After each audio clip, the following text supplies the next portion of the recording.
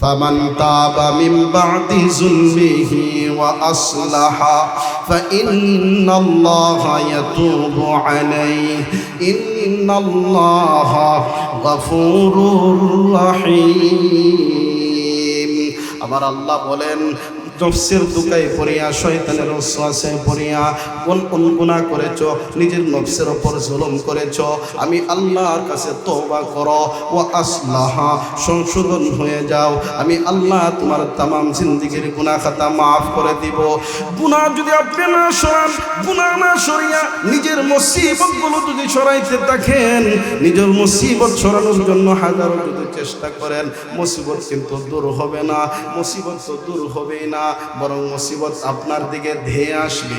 এক একটা গুনার কারণে এক একটা মুসিবত আসে, এক এক গুনার কারণে এক এক ধরনের মুসিবত আসে। এমন গুনাহ আছে যে গুনার কারণে আকাশ থেকে বৃষ্টি আল্লাহ বন্ধ করে দেন, এমন গুনাহ আছে যে গুনার কারণে মানুষের চেহারা আকৃতি বিবর্ণ করে দেয়, মানুষের আকৃতি পরিবর্তন হয়ে যায়।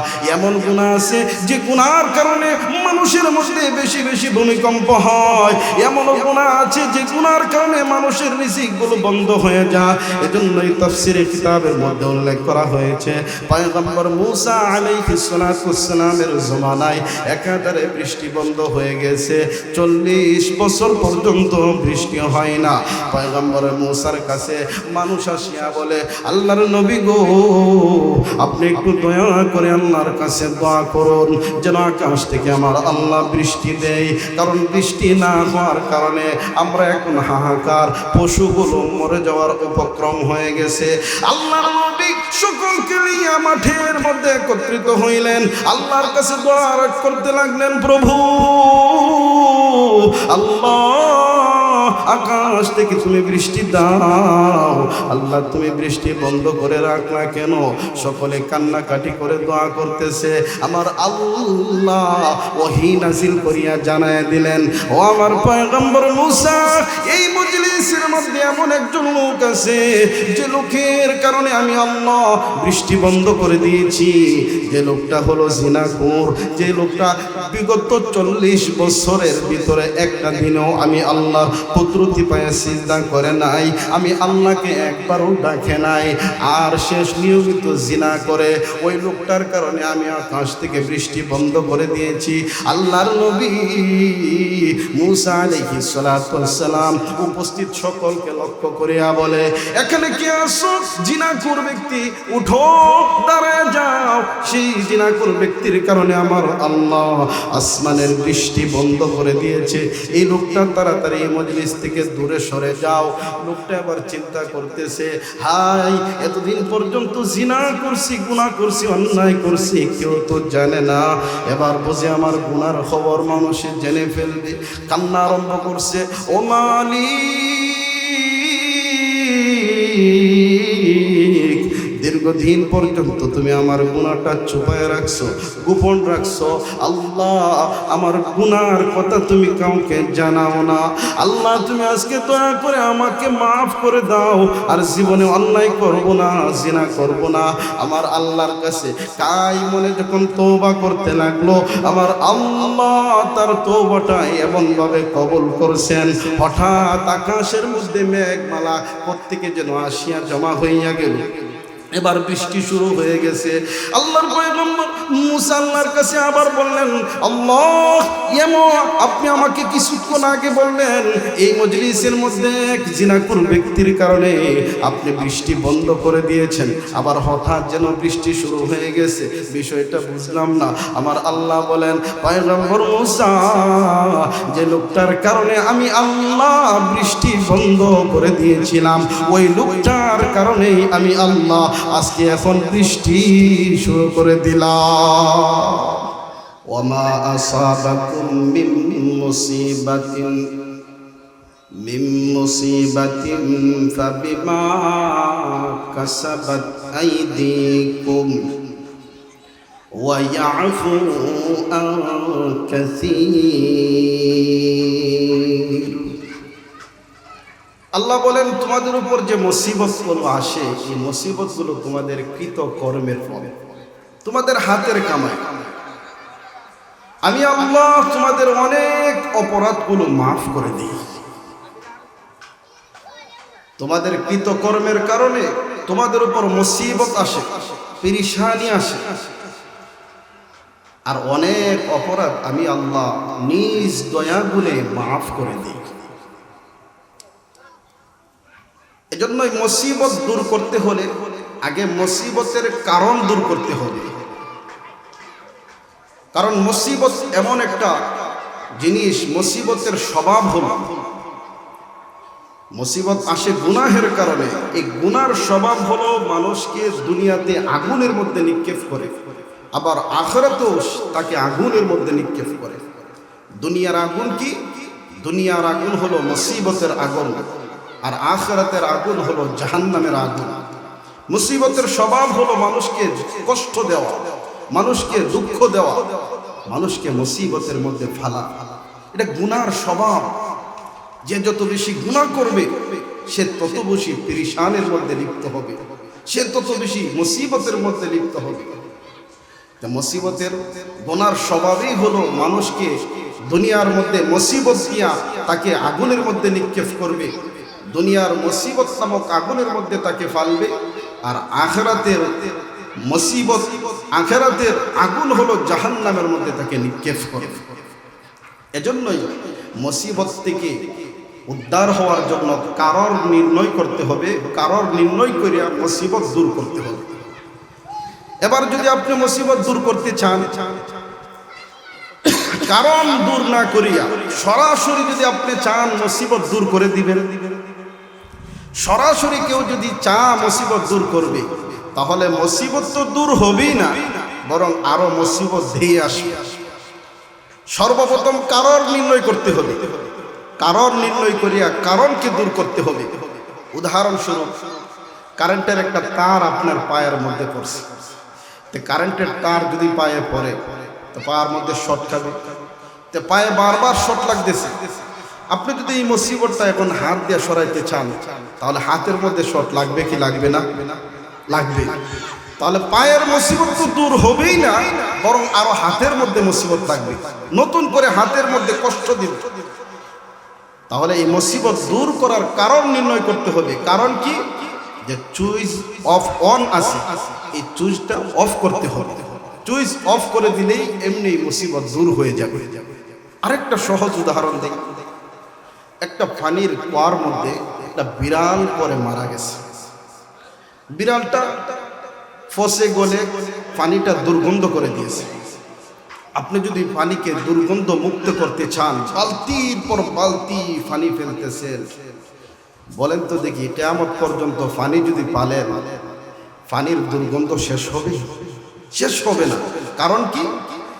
কারণ হলো পানি যেই কারণে দুর্গন্ধ হয়েছে সেই কারণটা আপনি এখনো নির্ণয় করতে পারেন নাই। কারণ নির্ণয় করিয়া কারণকে দূরে সরাইতে পারেন নাই। এজন্য হাজারো চেষ্টা করে আপনি পানি থেকে দুর্গন্ধ মুক্ত করতে পারবেন না, বরং পানি যতই আপনি হিসবেন ততই পানির মধ্যে আরো দুর্গন্ধ বাড়বে। এজন্যই পানিকে আপনি দুর্গন্ধ মুক্ত করতে হলে আগে কারণ নির্ণয় করতে হবে। কারণ হলো মরা বিড়াল, ওই মরা বিড়াল কূপ থেকে ফালতে হবে। মরা বিড়াল কূপ থেকে ফালাইয়া তখন পানি যদি আপনি কয়েক বালতি ফালেন, আশা আছে পানির দুর্গন্ধ মুক্ত হয়ে যাবে। ঠিক তদ্রূপভাবে আপনি আমার মুসিবত আসার এক নম্বর কারণ হলো গুনাহের কারণে। এজন্যই গুনাহগুলো দূর করতে হবে। গুনাহ না দূর করিয়া যদি আমরা সরাসরি মুসিবত দূর করতে যাই, মুসিবত তো দূর হবেই না, বরং মুসিবত আমার দিকে আরো ধেয়ে আসবে। এজন্যই মুসিবত দূর করার প্রথম কারণ হলো গুনাহ সরাইতে হবে। গুনাহ কিভাবে সরাইবো? আমার আল্লাহ গুনাহ সরানোর একটা পথ বাতলায় দিয়েছেন। আল্লাহ রাব্বুল আলামিন কোরআনে বলেন, ফামান তাবা মিন বাদি যুলমিহি ওয়া আসলাহা ফাইন্নাল্লাহা ইয়াতুবু আলাইহি ইন্নাল্লাহা গফুরুর রহিম। আমার আল্লাহ বলেন, নফসের দুকায় পড়িয়া শয়তানের ওয়াসওয়াসায় পড়িয়া কোন কোন গুনাহ করেছো, নিজের নফসের উপর জুলুম করেছো, আমি আল্লাহর কাছে তওবা করো। ওয়া আসলাহা, সংশোধন হয়ে যাও, আমি আল্লাহ তোমার তামাম জিন্দেগীর গুনাহ খাতা মাফ করে দিব। গুনাহ যদি আপনি না সরান, গুনাহ না সরিয়া নিজের মুসিবতগুলো যদি সরাইতে থাকেন, নিজের মুসিবত সরানোর জন্য হাজারো যদি চেষ্টা করেন, মুসিবত কিন্তু দূর হবে না। মুসিবত তো দূর হবেই না, বরং মুসিবত আপনার দিকে ধেয়ে আসবে। এক একটা গুনার কারণে এক একটা মুসিবত আসে, এক এক গুনার কারণে এক এক ধরনের মুসিবত আসে। এমনও গুনাহ আছে যে গুনার কারণে আকাশ থেকে বৃষ্টি আল্লাহ বন্ধ করে দেন। এমনও গুনাহ আছে যে গুনার কারণে মানুষের চেহারা আকৃতি বিবর্ণ করে দেয়, মানুষের আকৃতি পরিবর্তন হয়ে যায়। এমন গুনাহ আছে যে গুনার কারণে মানুষের মধ্যে বেশি বেশি ভূমিকম্প হয়। এমনও গুনাহ আছে যে গুনার কারণে মানুষের রিজিকগুলো বন্ধ হয়ে যায়। এজন্যই তাফসীরে কিতাবের মধ্যে উল্লেখ করা হয়েছে, পয়গম্বর মূসা আলাইহিস সালাতু ওয়াস সালামের জমানায় একাধারে বৃষ্টি বন্ধ হয়ে গেছে, 40 বছর পর্যন্ত বৃষ্টি হয় না। পয়গম্বর মূসার কাছে মানুষ আসিয়া বলে, আল্লাহর নবী গো, আপনি একটু দয়া করে আল্লাহর কাছে দোয়া করুন যেন আকাশ থেকে আমার আল্লাহ বৃষ্টি দেয়, কারণ বৃষ্টি না হওয়ার কারণে আমরা এখন হাহাকার, পশুগুলো মরে যাওয়ার উপক্রম হয়ে গেছে। আল্লাহর নবী সকলকে নিয়ে মাঠের মধ্যে একত্রিত হইলেন, আল্লাহর কাছে দোয়া করতে লাগলেন, প্রভু আল্লাহ, আকাশ থেকে তুমি বৃষ্টি দাও। আল্লাহ, তুমি বৃষ্টি বন্ধ করে রাখলা কেন? সকলে কান্নাকাটি করে দোয়া করতেছে। আমার আল্লাহ ওহী নাজিল করিয়া জানায় দিলেন, ও আমার পয়গম্বর মূসা, এই মজলিসের মধ্যে এমন একজন লোক আছে যে লোকের কারণে আমি আল্লাহ বৃষ্টি বন্ধ করে দিয়েছি। যে লোকটা হলো জিনাখোর, যে লোকটা বিগত 40 বছরের ভিতরে একটা দিনও আমি আল্লাহর কুদরতি পায়ে সিজদা করে নাই, আমি আল্লাহকে একবারও ডাকে নাই, আর শেষ নিয়মিত জিনা করে, ওই লোকটার কারণে আমি আকাশ থেকে বৃষ্টি বন্ধ করে দিয়েছি। আল্লাহর নবী মূসা আলাইহিস সালাতু ওয়াস সালাম উপস্থিত সকলকে লক্ষ্য করিয়া বলে, এখানে কে আসো? জিনাখোর ব্যক্তি, উঠো, দাঁড়ায় যাও। সেই জিনাখোর ব্যক্তির কারণে আমার আল্লাহ আসমানের বৃষ্টি বন্ধ করে দিয়েছে। এই লোকটা তাড়াতাড়ি মজলিস থেকে দূরে সরে যাও। লোকটা আবার চিন্তা করতেছে, হাই, এতদিন পর্যন্ত জিনা করছি, গুনাহ করছি, অন্যায় করছি, কেউ তো জানে না, এবার বুঝে আমার গুনার খবর মানুষে জেনে ফেলবে। কান্না আরম্ভ করছে, ও মালিক, দীর্ঘদিন পর্যন্ত তুমি আমার গুনাহটা চুপায় রাখছো, গোপন রাখছো। আল্লাহ, আমার গুনার কথা তুমি কাউকে জানাও না। আল্লাহ, তুমি আজকে দয়া করে আমাকে মাফ করে দাও, আর জীবনে অন্যায় করব না, জিনা করব না। আমার আল্লাহর কাছে কাই মনে যখন তওবা করতে লাগলো, আমার আল্লাহ তার তওবাটা এমনভাবে কবুল করছেন, হঠাৎ আকাশের মধ্যে মেঘমালা প্রত্যেকে যেন আসিয়া জমা হইয়া গেল। এবার বৃষ্টি শুরু হয়ে গেছে। আল্লাহর পয়গম্বর মূসা আল্লাহর কাছে আবার বললেন, আল্লাহ, আপনি আমাকে কিছুক্ষণ আগে বললেন এই মজলিসের মধ্যে এক জিনাখোর ব্যক্তির কারণে আপনি বৃষ্টি বন্ধ করে দিয়েছেন, আবার হঠাৎ যেন বৃষ্টি শুরু হয়ে গেছে, বিষয়টা বুঝলাম না। আমার আল্লাহ বলেন, পয়গম্বর মূসা, যে লোকটার কারণে আমি আল্লাহ বৃষ্টি বন্ধ করে দিয়েছিলাম, ওই লোকটার কারণেই আমি আল্লাহ আজকে এখন বৃষ্টি শুরু করে দিলাম। যে লোকটার কারণে আমি বৃষ্টি বন্ধ করেছি, ওই লোকটার কারণে আমি এখন আল্লাহ বৃষ্টি দিয়েছি। এই লোকটা আমার কাছে তওবা করছে, ফিরে আসছে, আমি আল্লাহ তার তওবা কবুল করে নিলাম। সুবহানাল্লাহ। আমার আল্লাহ এই কথাটাই বলেন, ফামান তাবা ওয়া আসলাহা ফামান তাবা মিন বাদি যুলমিহি, নিজের উপর কেউ জুলুম করিয়া আল্লাহ তাআলার নাফরমানি কেউ যদি করে, তাহলে সে যেন সংশোধন হয়ে যা।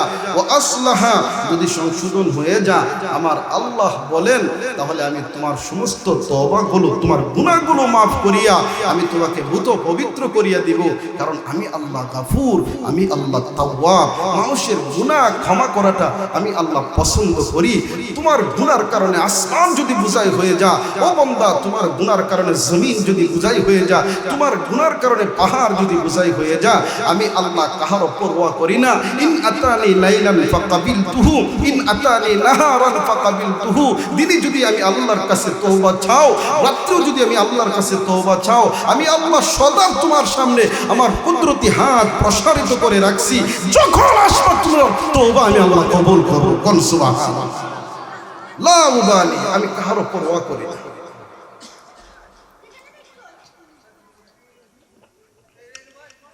এক এক গুনার কারণে এক এক ধরনের মুসিবত আসে, এক এক গুনার কারণে এক এক ধরনের মুসিবত আসে।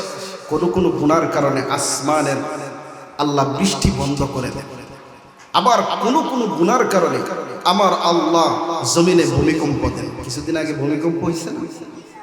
কোন কোন গুনার কারণে মানুষের আকৃতি পরিবর্তন হয়ে যায়। হাকিমুল উম্মত মুজাদ্দিদে মিল্লাত আশরাফ আলী থানভী রাহমাতুল্লাহি আলাইহি উনি ভারতের একটা ঘটনা উল্লেখ করেছেন। ভারতের জব্বলপুর জেলার এক ঘটনা উল্লেখ করেছেন। এই ঘটনা উল্লেখ করতে গিয়ে তিনি বলেন, একটা মহিলা বিবাহ হয়েছে, অনেক দিন হয়েছে, কোনো সন্তানাদি হয় না। মহিলাটা অনেক চিকিৎসা করছে কিন্তু কোনো সন্তান হয় না। অনেক কবিরাজের কাছে গেছে, তাবিজ কবজ দোয়া ইস্তেগফার করছে, কিন্তু সন্তান আর হয় না। আপনারা বলেন তো দেখি, সন্তান দেনেওয়ালা কে? তো আওয়াজ করে কোন সন্তান দে কে? কোনো বাবা সন্তান দিতে পারে? কোনো পীর বাবা, বন্ড বাবা, শাহজালাল, শাহপরান, এই সমস্ত পীররা কি করতে পারে না? সন্তান। কিন্তু আমাদের সমাজের মধ্যে কিছু বেকল মার্কা মহিলারা আছে, এর আগে বাবা শাহজালালের দেওয়ালের মধ্যে ফেট লাগা আর বলে বাবা একটা সন্তান দো, বাবা একটা সন্তান। আচ্ছা, এই সমস্ত মরা বাবারা কোন সন্তান দিতে পারবে? এটা হলো শিরিক, এটা হলো শিরিক। ঈমান নষ্ট হয়ে গেছে। ওই সমস্ত মানুষের ঈমান আনতে হবে, নতুন করে তওবা করতে হবে। হযরত হাকিমুল উম্মত মুজাদ্দিদে মিল্লাত আশরাফ আলী থানভী রাহমাতুল্লাহি আলাইহি উনি ভারতের জব্বলপুরের ঘটনা উল্লেখ করতে গিয়ে বলেন, ওই মহিলাটা অনেক দিন হয়েছে বিয়ে হয়েছে কিন্তু সন্তান আর হয় না। চিকিৎসা করাইছে, সন্তান নাই, অনেক তাবিজ কবজ করছে, কোনো সন্তান হয় না। হাকিমুল উম্মত বলেন, হঠাৎ একদিন দীর্ঘদিন পরে এই মহিলাটা গ্রামের এক মেলার মধ্যে গেছে। মেলার মধ্যে গিয়া দেখে এক গাছতলার মধ্যে হিন্দু সন্ন্যাসী ব্যক্তি বসে রয়েছে। আর ওই ব্যক্তির কাছে মানুষ আসতেছে, আর মানুষের হাতগুলো দেখিয়া সে বিভিন্ন ভাগ্যের কথা বলতেছে, বিভিন্ন ভাগ্যের কথা বলতেছে। এই মহিলাটা গেছে, গিয়া সন্ন্যাসীর কাছে গিয়ে বলে যে আমার হাতটা একটু দেখেন তো, আমার তো দীর্ঘদিন হয়ে গেছে কোনো সন্তান হইতেছে। ওই মহিলার হাত দেখিয়া হিন্দু সন্ন্যাসী বলতেছে যে তোমার সন্তান হবে, তুমি একটা কাজ করলে সন্তান হইবে। কি কাজ? তোমার বাড়িতে কোরআন শরীফ আছে? হ্যাঁ আছে। তুমি যাও কোরআন শরীফের উপরে বসিয়া তুমি গোসল করবা। নাউজুবিল্লাহ যে কইলেন না, মুসলমানের আওয়াজে বলেন নাউজুবিল্লাহ। কোরআনে কারীমের উপর বসিয়া গোসল করার জন্য বলছি। মুসলমান তো, মুসলমানের শরীরে রক্ত থাকলে তো গা শিহরে ওঠার কথা। কত জঘন্য একটা হুকুম দিছে। কিন্তু মহিলাটা গুনাহ করতে করতে তার অন্তর হয়ে গেছে একেবারে শক্ত। কারণ যে ব্যক্তি গুনাহ করে তার অন্তর কিন্তু একবারে শক্ত হয়ে যায়, দিলটা পাষাণ্ড হৃদয় হয়ে যায়। যেমন আমার আল্লাহ কোরআনে এক আয়াতে বলেন, ফাওয়াইলুল লিল কাসিয়াতি কুলুবুহুম মিন যিকরিল্লাহ উলাইকা ফি দালালিম মুবিন। আমার আল্লাহ বলেন, নিয়মিত যদি কেউ গুনাহ করে তাহলে এই গুনাহর কারণে তার দিলটা পাথরের মতন শক্ত হয়ে যায়। নিয়মিত গুনাহ করলে তার দিলটা শক্ত হয়ে যায়, সে পথভ্রষ্টদের অন্তর্ভুক্ত হয়ে যায়। এজন্যই আমার আল্লাহ আরেক আয়াতে বলেন, নিয়মিত কেউ গুনাহ করলে নিজেকে ভুলে যায়। যেমন আল্লাহ অন্য আয়াতে বলেন, ইয়া আইয়ুহাল্লাযীনা আমানুত্তাকুল্লাহা ওয়াল তানজুর নাফসুম মা কদ্দামাত লিগাদ ওয়াত্তাকুল্লাহ ইন্নাল্লাহা খাবীরুম বিমা তা'মালুন ওয়ালা তাকুনু কাল্লাযীনা নাসুল্লাহা ফাআনসাহুম আনফুসাহুম উলাইকা হুমুল ফাসিকুন। আমার আল্লাহ বলেন তোমরা ওই সমস্ত লোকদের মতন হইও না যারা আমার আল্লাহকে ভুলে যায়। আল্লাহকে ভুলে যাওয়ার কারণে নিজেকে নিজে ভুলে যায়। মানুষ গুনাহ করলে নিজেকে নিজে ভুলে যায়। মানুষ নিয়মিত গুনাহ করলে দিল শক্ত হয়ে যায়। আল্লাহ রাব্বুল আলামিন বলেন সব সময় মানুষ যদি গুনাহ করে তাহলে আল্লাহ তাকে অপমানিত করেন। এজন্য আব্দুল্লাহ ইবনে মুবারক বলেন রাআইতুজ যুনুব তুমিতুল কুলুব ওয়া কাদ ইউরিসুজ যুল্লা ইদমানুহা। সব সময় কেউ যদি গুনাহ করে আল্লাহ এই গুনাহর কারণে তাকে অপমানিত করেন, কারণ গুনাহ করলে মানুষের কলবটা মৃত হয়ে যায়। রাআইতুজ যুনুবা তুমিতুল কুলুব ওয়া কাদ ইউরিসুজ যুল্লা ইদমানুহা ওয়া তারকুজ যুনুব হায়াতুল কুলুব ওয়া খায়রুল লিনাফসিকা ইসয়ানুহা। আব্দুল্লাহ ইবনে মুবারক রাহমাতুল্লাহি আলাইহি বলেন গুনাহগুলো ছেড়ে দাও, কারণ গুনাহর কারণে তোমার দিলটা শক্ত হয়ে যায়, তোমার দিল মরে যায়। গুনাহ ছাড়বা এমনিতে তোমার দিল সজীব হয়ে যাবে, তোমার দিল এমনি সতেজ হয়ে যাবে। এজন্য ইমাম শাফি রাহমাতুল্লাহি আলাইহি ওনার উস্তাদের কাছে গিয়ে বলছিলেন উস্তাদ জি জাফরি সব ভুলে যায়, কারণটা কি? উস্তাদে তখন সুন্দর উপদেশ দিতেছে শাকাউতু ইলা ওয়াকিইন সুআ হিফজি শাকাউতু ইলা ওয়াকিই সুআ হিফজি فأرشدني إلى ترك المعاصي وأخبرني بأن العلم نور من إلهي ونور الله لا يهدى لعاصي। ইমাম শাফি রাহমাতুল্লাহি আলাইহি উস্তাদ বলতেছেন তুমি গুনাহগুলো ছেড়ে দাও, কারণ গুনাহ হলো ঘুট অন্ধকার আর ইলম হলো আমার আল্লাহর পক্ষ থেকে নূর। নূর আর অন্ধকার একসাথে হতে পারে না, এজন্য গুনাহগুলো ছেড়ে দাও, আল্লাহ তাআলা তোমার ইলমের মধ্যে বারাকা দান করবেন। এজন্য আব্দুল্লাহ ইবনে মাসউদ রাদিয়াল্লাহু আনহু চমৎকার করে বলেন ইন্নী লা আহসিবু আন্না আর-রাজুলা ইয়ানসাল ইলমা কাদ আলিমাহু বিযানবি ইউসিবুহু। আব্দুল্লাহ ইবনে মাসউদ রাদিয়াল্লাহু তাআলা আনহু বলেন যিনি ছিলেন সাহাবায়ে কেরামের মধ্যে সবচেয়ে বড় ফকিহ, সবচেয়ে বড় মুফতি আল্লামা আব্দুল্লাহ ইবনে মাসউদ বলেন আমি ধারণা করি মানুষের গুনার কারণে মানুষ জানা ইলম ভুলে যায়, মানুষ যেটা জানে সেটাও ভুলে যায়। অনেক সময় দেখবেন আপনার নলেজও আছে কিন্তু বলতে পারতেছেন না, ভুলে গেছেন। এর কারণ হলো মানুষের গুনার কারণে। মানুষের গুনার কারণে মেধাগুলো নষ্ট হয়ে যায়, মানুষের গুনার কারণে জানা ইলম ভুলে যায়। এজন্য ইমাম আবু হানিফা রাহমাতুল্লাহি আলাইহি সব সময় তিনি বলতেন, ইমাম আবু হানিফা রাহমাতুল্লাহি আলাইহি মাসালা মাসাইল যখন গবেষণা করতেন, হঠাৎ কোনো মাসলার মধ্যে যখন খটকা লেগে যাইত তখন ওনার সাথীদেরকে বলতেন ইদা আশকালাত আলাইহি মাসআলাতুন ক্বালা লি আসহাবিহি আহাদা ইল্লা লিযানবিন আহদাসতুহু। যখন এই মাসলার মধ্যে খটকা লেগে যেত তিনি বলতেন আমার গুনার কারণে এই মাসলার সমাধান হতে পারতেছে, আমার গুনার কারণে এই মাসলা আমি সমাধান করতে পারতেছি। অথচ জগৎ বিখ্যাত ইমাম আবু হানিফা রাহমাতুল্লাহি আলাইহি নিজেকে কত ছোট মনে করে নিজের গুনাহগুলো তিনি স্বীকার করতেন। আর এখন সমাজের মধ্যে এমনও আল্লাহওয়ালার বাইজিদ বুস্তামি জুনায়েদ বাগদাদিরা আছে যারা বললে হুজুর নামাজ পড়ি না, কি হইছে? নামাজ পড়া হলো ইমান ঠিক আছে, নামাজ পড়লো না পড়লে কি আছে? ইমান ঠিক আছে। কত বড় জুনায়েদ বাগদাদি দেখেন নামাজ পড়ে না, তার বলে ইমান ঠিক আছে। হুজুর নামাজটা পড়ি না, এছাড়া আলহামদুলিল্লাহ কেউ আমি ঠগাই না, কাউর আমি আমানতের মাল খেয়ানত করি না, আমি বিশ্বাসঘাতকতা করি না।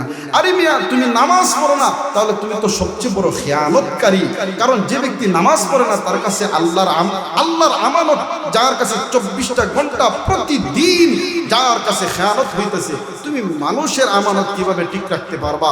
তুমি তো আমার হাদিস, আমার রাসূলের হাদিসের ভাষ্য অনুযায়ী তুমি আমানতের খেয়ানতকারী। কথা কোন ঠিক না ঠিক? আব্দুল্লাহ ইবনে মুবারক বলেন, হযরত ইমাম আবু হানিফা রাহমাতুল্লাহি আলাইহি বলেন যখনই ওনার কাছে কোনো মাসালা খটকা লাগতো সাথীদেরকে বলতেন আহাযা ইল্লা লিযানবিন আহদাসতুহু, আমার গুনার কারণে এই মাসলাটা সমাধান করতে পারতেছি না, আমি খটকা খেয়েছি। তিনি আফসোস করতেন ওয়াকানা ইস্তাগফিরু ওয়া রুব্বামা কামা সাল্লা ফাতানকাশিফু লাহুল মাসআলা, তখন তিনি ইস্তিগফার শুরু করে দিতেন, বারবার ইস্তিগফার করতেন আর নিজেকে আফসোস করতেন, দাঁড়ায় যাইতেন, মাঝে মাঝে তিনি নামাজ পড়তেন। আর যখন যখন মাসআলাটা সমাধান হয়ে যাইত তখন তিনি খুশিতে বলতেন ইয়াকুলু রাজাউতু আন্নি তিবা আলাইয়া, আলহামদুলিল্লাহ আমার আল্লাহ আমার তওবা কবুল করছে, এজন্য আমার মাথার মধ্যে মাসআলাটা সমাধান দিয়ে দিয়েছে। সুবহানাল্লাহ কইলে আল্লাহু আকবার। গুনাহ মানুষকে, গুনাহ এত বড় নিকৃষ্ট জিনিস, এমন একটা বিষ যে বিষের কারণে, গুনার কারণে মানুষের জ্বালা ইনিন ভুলে যায়, গুনার কারণে মানুষ নিজেকে নিজে ভুলে যায়, গুনার কারণে মানুষের কলব শক্ত হয়ে যায়, একবারে হৃদয়টা পাথরের মতন হয়ে যায়। জব্বলপুরের যে ঘটনা বলতেছিলাম, মহিলাটাকে বলল সন্ন্যাসী যে তুমি কোরআন শরীফের বসে তুমি গোসল করবা, কিন্তু গোসল করবা বলছে, কত বড় জঘন্য একটা কথা বলছে হিন্দু সন্ন্যাসী। মহিলাটার ভিতরটার মধ্যে একটু কাঁপলো না, অন্তরটা একটু কষ্ট পাইলো না, সে খুশিতে বলতেছে অনেক দিন পরে একটা আলহামদুলিল্লাহ সুযোগ পাইছি, সমাধান পাইছি। বাড়িতে গেছে, জ্ঞানীদের শাশুড়িকে বলতেছে, শাশুড়ি আমি তো আজকে গেলাম বাজারের মধ্যে, মেলার মধ্যে গেলাম, মেলা যাওয়ার পরে হিন্দু সন্ন্যাসী আমাকে একটা সমাধান দিয়েছে যে বাচ্চা হবে যদি আমি কোরআনে কারিমের উপরে বসে গোসল করতে পারি। নাউজুবিল্লাহ কোন। শাশুড়ির ভিতরে কিছু ইমান আছে, ইমানের নূর আছে। শাশুড়ি বলতেই ভয়ে চমকে গেল, হাই বৌমা এই কি কথা বলছো, সাবধান তুমি এই কাজ করবে না, তুমি এই কাজ করবে আল্লাহ তোমাকে কঠিন আযাবের মধ্যে গ্রেফতার করবে, খবরদার তুমি এই কাজ করবে। বৌমা কিন্তু শাশুড়ি কথা সাময়িক সময়ের জন্য বিরত রইল, কিন্তু সে তালে তালে থাকতেছে কখন সুযোগ পাবে আর কোরআন শরীফের উপর গোসল করবে। একদিন হঠাৎ কেউই নাই ঘরের মধ্যে, শাশুড়ি আম্মা রান্নাঘরের মধ্যে রান্না করতেছে। এই সুযোগে মহিলাটা কোরআন শরীফ নিয়ে বাথরুমে গিয়ে ঢুকছে, বাথরুমে ঢুকিয়া কোরআন শরীফের উপর বসে গোসল করছে। নাউজুবিল্লাহ যেহেতু আসছে, বৌমার সকাল থেকে নিয়ে দুপুর হয়ে গেছে। শাশুড়ি আশ্চর্য হয়ে গেল, এত সময় তো বৌমা ঘরে বসে থাকার কথা, দুপুর হয়ে গেল বৌমা আসে না কেন? শাশুড়ি দৌড়িয়া ঘরের ভিতরে আসলো, হঠাৎ মনে হয়ে গেছে হাই না জানি আমার বৌমা কোরআনে কারিম নিয়া কোরআনে কারিমের উপর বসে গোসল করতেছে নাকি। ঘরের ভিতরে আসিয়া আলমারির উপরে দেখে কোরআন নাই। বৌমার কথা স্মরণ হইয়া এবার শাশুড়ি পাগলের মতন বৌমাকে তালাশ করে, বৌমা বৌমা করে তালাশ করে, কিন্তু বৌমাকে তো পাই না। এবার বাথরুমের দরজার মধ্যে ছিটকানি লাগাল, বারবার নক করতেছে বৌমা বৌমা, কিন্তু বৌমা তো কোনো জবাব দেয় না। ভিতর থেকে ছিটকানি লাগানো, বৌমা বৌমা করে বারবার ডাকতেছে। এক পর্যায়ে দরজা ভাঙলেন, দরজা ভাঙার পরে দেখি কোরআনে কারিম এক জায়গার মধ্যে পড়ে আছে, পাশে একটা শুয়োর বসে আছে। জোরে কোন নাউজুবিল্লাহ। একটা শুকুর বসে আছে।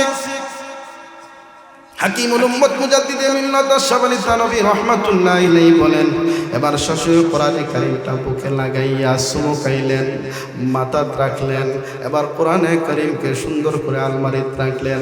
এই শুকুরটা বাথরুম থেকে আসিয়া বারান্দায় বসলো। এবার শাশুড়ি বলে, রে বৌমা তুই কেন এই কাজটা করতে গেলি?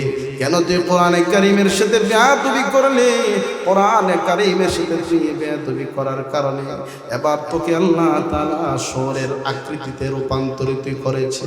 এবার কে তোকে উদ্ধার করবে? কে তোকে উদ্ধার করবে? কিন্তু বৌমার চেহারা তো আকৃতি পরিবর্তন হয়ে গেছে। আমার আল্লাহর কোরআনের সাথে বেয়াদবি করার কারণে চেহারা তো আগের চেহারা নাই, মানুষের চেহারা রূপান্তরিত হইয়া শুকুরের চেহারা হয়ে গেছে। এবার জবান নাড়ায়া কথা বলতে পারে না, চোখ থেকে শুধু ঝর্ণার মতন পানি ছাড়তেছে। কিছুক্ষণ পরেই তখন তার ছেলে বাড়িতে আসলো। ছেলেতে বাড়িতে আসার পর মাকে ডাকতে বলে, আম্মা শুয়োর একটা বসা বারান্দার মধ্যে, তুমি কি দেখো না? মা বলেছে, বাবা ও বাবা এটা শুয়োর না, এর মধ্যে একটা হৃদয় বিদারক ঘটনা আছে। মা হৃদয় বিদারক ঘটনা কি?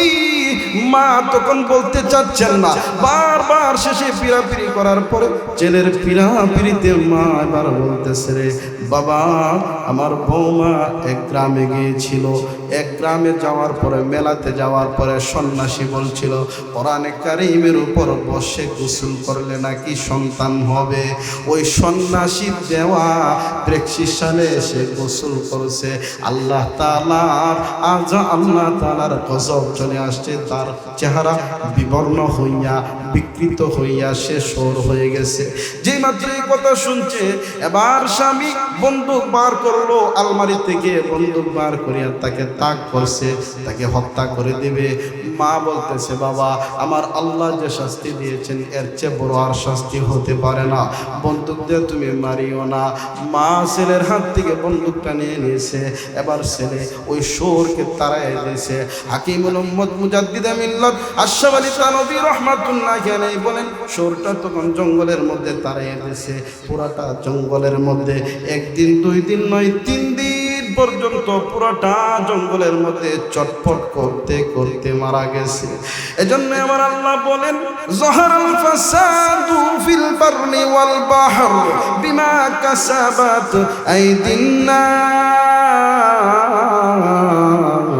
লিয়ুযীকাহুম বা'দাল্লাযী আমিলু লা'আল্লাহুম ইয়ারজিউন।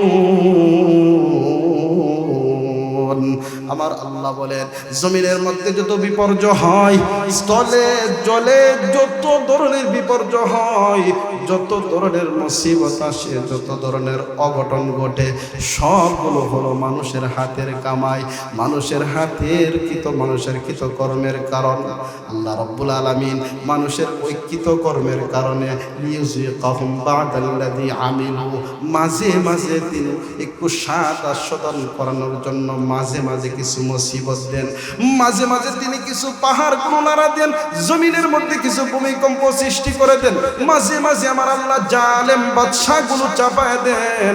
দেখবেন হযরত মুসা আলাইহিস সালাম আমার আল্লাহর কাছে বলছিল, আল্লাহ, ও আল্লাহ, তুমি বান্দাদের উপর যে খুশি হও, এই খুশি হওয়ার কোনো আলামত আসেনি? আমার আল্লাহ বলেন, হা হা, খুশি হওয়ার আলামত আছে। 1 নম্বর আলামত হলো, আমি যখন আমার বান্দাদের উপর খুশি হই, তখন আমি আল্লাহ তাদেরকে জালিম বাদশা চাপায় দেই না, আমি আল্লাহ তাদেরকে আল্লাহওয়ালা বাদশা চাপায় দেয়। দেখুন, লক্ষ্য করে, যে সমস্ত সোনালী যুগের মধ্যে আল্লাহু আকবার আমার আল্লাহকে মানছে, মানুষ ওপেন গুনাহ করে নাই, আমার আল্লাহ ওই জমানার মধ্যে কত ইনসাফ দিয়েছিলেন। মানুষের ইনসাফের কারণে পশু পাখির উপর সেই প্রভাব আর আসর পড়তো। একই গার্ডের মধ্যে বাঘ আর হরিণ একসাথে পানি খাইতো, বাঘ কোনোদিন হরিণের উপর আঘাত করতো না। আল্লাহু আকবার। কারণ কি? ইনসাফওয়ালা বাদশা আছেন। মানুষ ইনসাফওয়ালা বাদশা পাওয়ার কারণে গুনাহ করে নাই। আমার আল্লাহ তাআলা ওই প্রভাবটা জানোয়ারের উপরও দিয়েছে। জানোয়ার একসাথে পানি খাইছে, একজন আরেকজনের উপর জুলুম অত্যাচার করে নাই। মুসা আলাইহিস সালামকে আমার আল্লাহ বলেন, আমি বান্দার উপর যে খুশি, এর প্রথম আলামত হলো আমি তাদের উপর জালিম বাদশা চাপায় দেই না, আল্লাহওয়ালা নেককার বাদশা চাপায় দেই।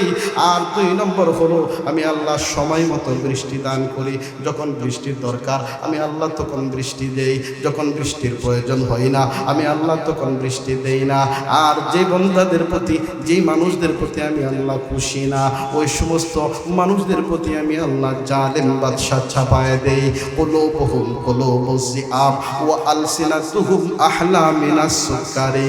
তাদের অন্তরটা তাকে ক্ষুধার্ত বাঘের ন্যায় মিষ্টি মিষ্টি কথা বলে, কথাগুলো কিন্তু দেখা যায় আবার মধুর চেয়েও মিঠা, কিন্তু অন্তরটা হলো বাঘের মতন। বাঘ যেমন পিপাসার্থ, বাঘ যেমন মানুষের রক্ত পান করার জন্য অস্থির হয়ে যায়, ওই সমস্ত জালিমরাও মানুষের উপর জুলুম করার জন্য অস্থির হয়ে যায়। আল্লাহু আকবার। এজন্যই আল্লাহ বলেন, ইস্তাগফিরু রাব্বাকুম ইন্নাহু কানা গাফফারা ইউরসিলিস সামাআ আলাইকুম মিদরারা। আল্লাহ বলেন আমি আল্লাহর কাছে তওবা করো, ইস্তিগফার করো। আমি আল্লাহর কাছে ইস্তিগফার যদি করো, আমি আল্লাহ আকাশের বৃষ্টি বন্ধ করব না, আকাশের বৃষ্টি তোমাদের জন্য জারি করে দিব। রব্বুল আলামিন গুনার কারণে মানুষকে বিভিন্ন মুসিবতের মধ্যে ফেলে। এজন্য হাকিমুল উম্মত মুজাদ্দিদে মিল্লাত আশরাফ আলী থানভী রাহমাতুল্লাহি আলাইহি বলেন মানুষের উপর মুসিবত আসে তিনটা কারণে। এক নম্বর কারণ হলো গুনাহের কারণে, দুই নম্বর কারণ হলো মাঝে মাঝে আমার আল্লাহ তাআলা বান্দাদেরকে পরীক্ষা করেন। কি করেন? পরীক্ষা করেন। আল্লাহ পরীক্ষার কারণে মাঝে মাঝে বান্দাদের উপর মুসিবত দেন। এই কথাটা আমার আল্লাহ কোরআনে বলেন, ওয়ালা নাবলুওয়ান্নাকুম বিশাইইম মিনাল খাউফি ওয়াল জু'i ওয়া নাকসিম মিনাল আমওয়ালি ওয়াল আনফুসি ওয়াস সামারাত ওয়া বাশশিরিস সাবিরিন। আমার আল্লাহ বলেন মাঝে মাঝে আমি তোমাদেরকে একটু পরীক্ষা স্বরূপ তোমাদেরকে আমি মুসিবত দিই।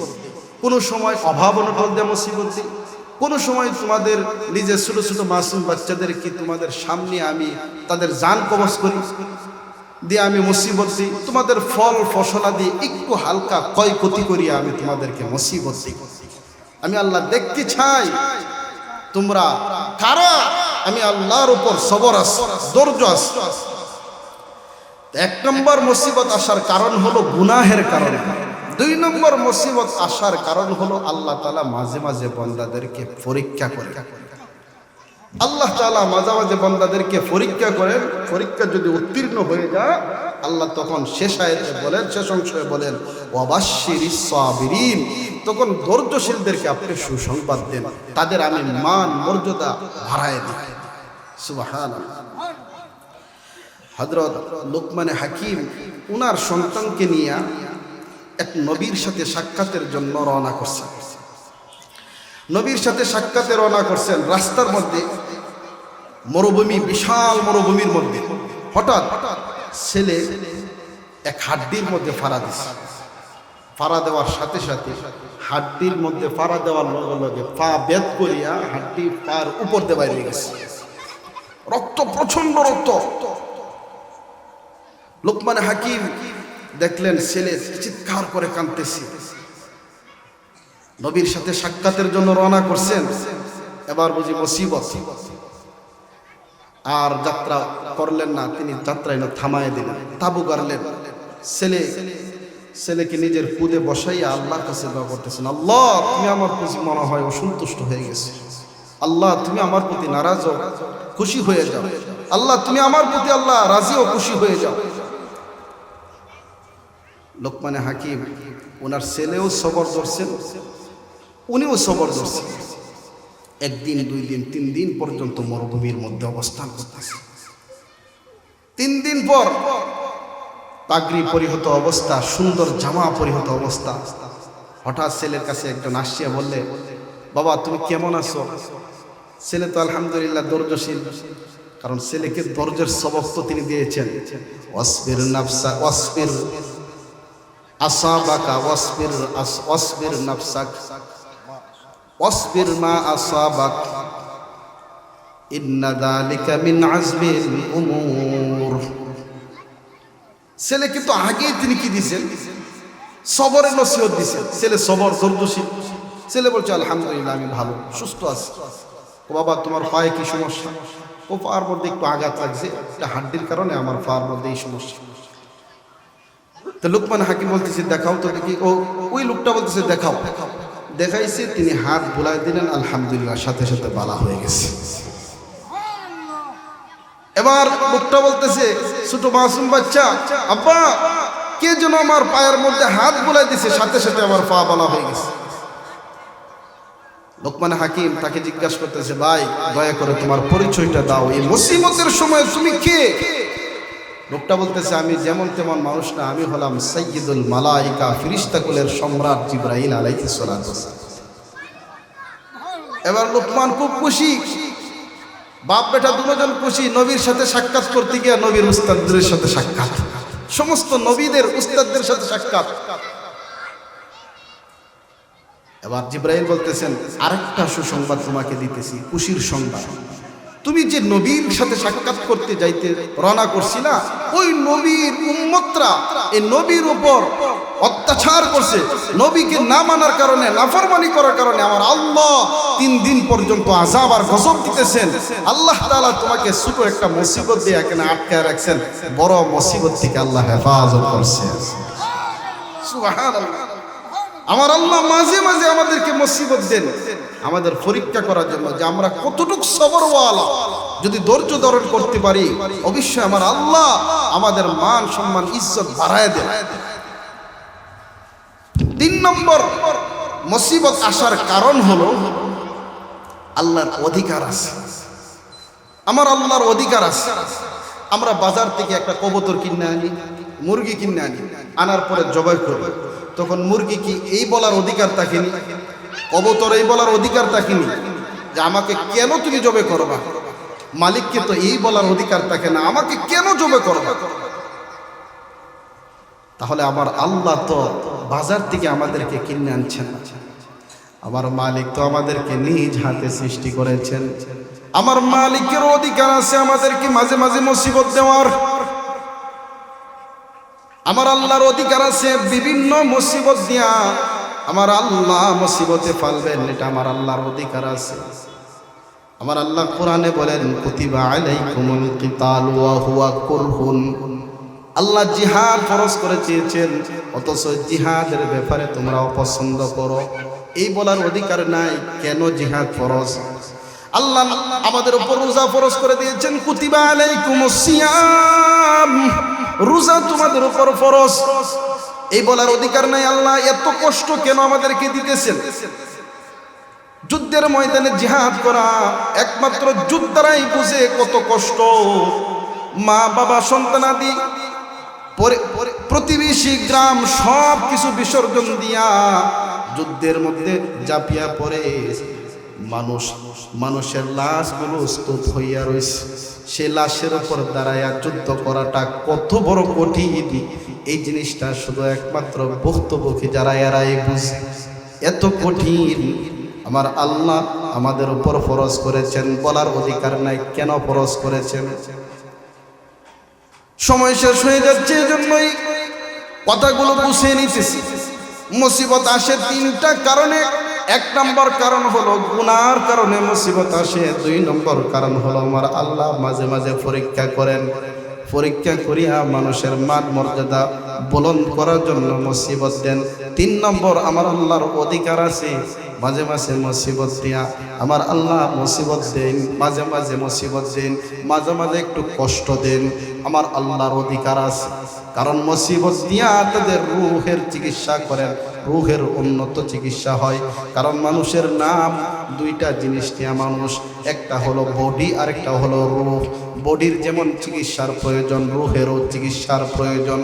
রূহের চিকিৎসাটা বডির থেকে আরো বেশি, কারণ মানুষের দেহটা ওই আছে ওই শেষ। মানুষ মরে গেলেই মানুষের বডি তখন শেষ হয়ে যাবে, মাটি খেয়ে ফেলবে, কিন্তু রূহটা কখনো শেষ হবে না। রূহ যখন সৃষ্টি হয়েছে, সৃষ্টি হওয়ার পর থেকে নিয়ে কিয়ামত পর্যন্ত, কিয়ামত না অনন্তকাল পর্যন্ত রূহ থাকবে, শুধু ঘর বদলাইবে। এক সময় ছিলাম আলমে আর বরজখ, আলমে আরওয়াহ, রূহ জগতে রূহটা ছিল। এরপরে রূহটা চলে আসে মার পেটের মধ্যে, আবার ঘর বদলাইয়া রূহটা চলে আসে দুনিয়ার জগতে, আবার রূহটা ঘর বদলাইয়া চলে যাবে আলমে বরজখে, আবার ঘর বদলাইয়া চলে যাবে আলমে আখিরাতে। রূহের কিন্তু মৃত্যু নাই। এজন্য দেহের চিকিৎসা থেকে রূহের চিকিৎসাটা হলো গুরুত্ব। জন্য যুবক ভাইরা, তোমাদেরকে আমি উদাত্ত আহ্বান করছি, যুবক ভাই মুরব্বী বাবারা, খেয়াল করে শুনুন। আপনারা এখনো সময় আছে, আমার আল্লাহর ইবাদত বন্দেগী করুন। কারণ যদি বলেন গুনাহ ছেড়ে দিয়ে ইবাদত বন্দেগী করুন, আপনাকে কিয়ামতের দিন আপনাকে যখন আল্লাহ তাআলা হিসাব নিবেন, তখন যদি আপনি ওজর পেশ করেন, আল্লাহ দুনিয়াতে গরিব ছিলাম, অভাব অনটন ছিল, এজন্যই অভাব অনটনের ধান্দায় আল্লাহ চুরি করছি, গুনাহ করছি, ইবাদত বন্দেগী করতে পারি নাই। আল্লাহ তখন কিয়ামতের ময়দানে আপনার আমার নবীকে সামনে উপস্থাপন করবেন। আপনার আমার নবী বিশ্বনবী মুহাম্মদুর রাসূলুল্লাহ সাল্লাল্লাহু আলাইহি ওয়াসাল্লামকে উপস্থিত করবেন। বিশ্বনবী উপস্থিত করিয়া বিশ্বনবীকে দেখায় বলবেন, দেখো তুমি কি আমার রসুলে কিবরিয়া মুহাম্মদুর রাসূলুল্লাহ থেকে বেশি গরিব ছিলা? আমার রসুলের ঘরের মধ্যে মাঝে মাঝে একদিন, 2 দিন, 3 দিন চলে যাইতো, চুলার মধ্যে আগুন জ্বলতো না। একটা খেজুর খাইয়া আমার রসুল সারাদিন কাটায় দিতেন। একটু চিন্তা করা যায়নি এই জমানার মধ্যে একটা খেজুর খাইয়া সারাদিন কাটায় দেওয়া। আমার রসুলের ঘরে 3 দিন চলে যাইতো, সাহাবা ইকরামের ঘরে 3 দিন চলে যাইতো, চুলার মধ্যে আগুন জ্বলতো না। এবার ধনী লোকরা যদি বলে, আল্লাহ অনেক সম্পদ দিছ, সম্পদের কারণে ইবাদত বন্দেগী করতে পারি না, তখন আমার আল্লাহ ইব্রাহিমকে উপস্থিত করিয়া বলবেন, ইব্রাহিমের থেকে তো বেশি তুমি ধনী ছিল না। আমার ইব্রাহিমকে আমি কেমন সম্পদ দিয়েছিলাম। আল্লাহু আকবার। হাদিসের কিতাবের মধ্যে পাওয়া যায়, ইব্রাহিম আলাইহিস সালামকে আমার আল্লাহ এত সম্পদ দিয়েছিলেন, ওনার ছাগলগুলো রাখালি করার জন্য 400 শিক্ষিত কুকুর থাকত। একটা কুকুর হাজার হাজার ছাগলগুলো রাখালি করতে পারে। এবার চিন্তা করে দেখেন, 400 কুকুর ওনার ছাগলগুলো রাখালি করত। কি পরিমাণ ছাগল আছেন, উনি কি পরিমাণ সম্পদের অধিকারী আছেন। আমার আল্লাহ কিয়ামতের দিন বলবেন, আমার ইব্রাহিম তো সম্পদের কারণে আমি আল্লাহকে 1 সেকেন্ডের জন্য ভুলে যাই না। এজন্যই ভাইরা আমার, গুনাহগুলো ছেড়ে দাও, ইবাদত বন্দেগী করো। আল্লাহ তাআলা আমাদের সকলকে গুনাহমুক্ত জীবন যাপন করার তৌফিক দান ফরমাক। আমিন ওয়া আখিরু দাওয়ানা আলহামদুলিল্লাহি রাব্বিল আলামিন।